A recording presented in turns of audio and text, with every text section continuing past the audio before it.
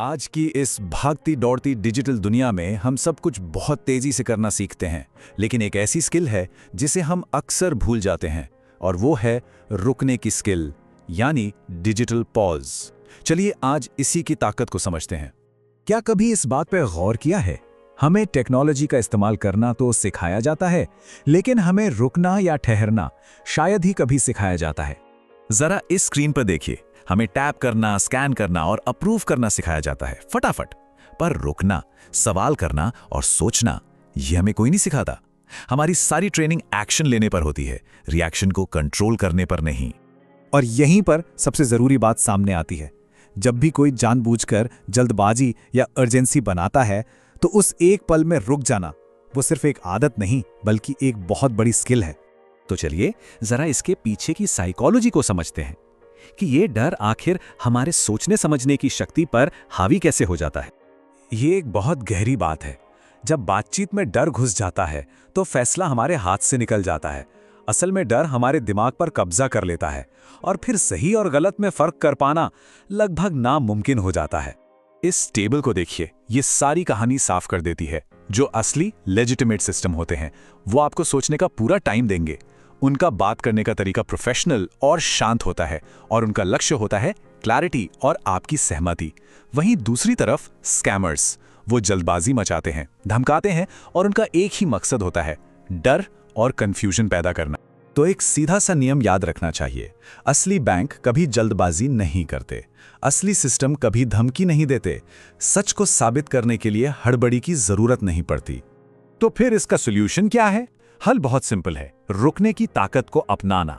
चलिए देखते हैं कि हम अपनी सेफ्टी के लिए एक आदत कैसे बना सकते हैं। तो ये डिजिटल पॉज आखिर है क्या? सीधी सी बात है, किसी भी अर्जेंट डिजिटल रिक्वेस्ट पर तुरंत एक्शन लेने के बजाय जानबूझकर रुकना और सोचना, मतलब रिएक्शन से रिफ्लेक्शन की तरफ जाना।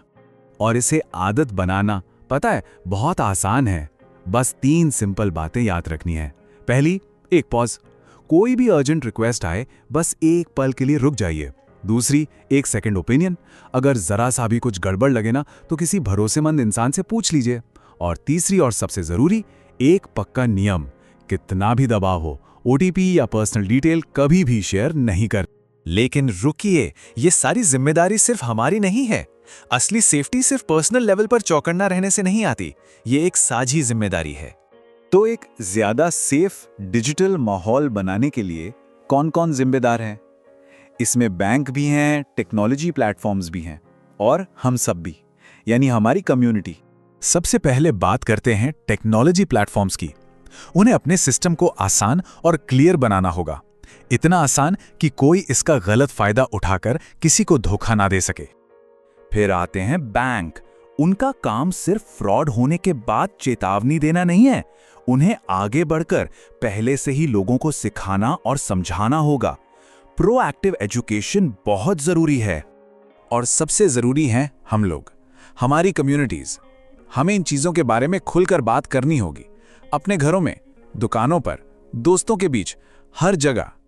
क्योंकि देखिए, असली जागरूकता सिर्फ पोस्टर लगाने से नहीं आती, वो आती है बातचीत से। जब हम अपने एक्सपीरियंस एक दूसरे को बताते हैं, तो हम सब मिलकर सीखते हैं और मजबूत बनते हैं। तो कुल मिलाकर हमें डर के माहौल से निकलकर समझ की दुनिया में आना है, एक ऐसा भविष्य बनाना है जो ज्यादा शांत हो, ज्यादा सोचा समझा हो।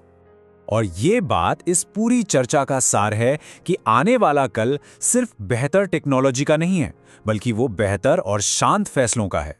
तो अब सवाल खुद से पूछने वाला है कि अगली बार जब कोई ऐसी जल्दबाजी वाली सिचुएशन आएगी, तो क्या हम एक पल रुक पाएंगे?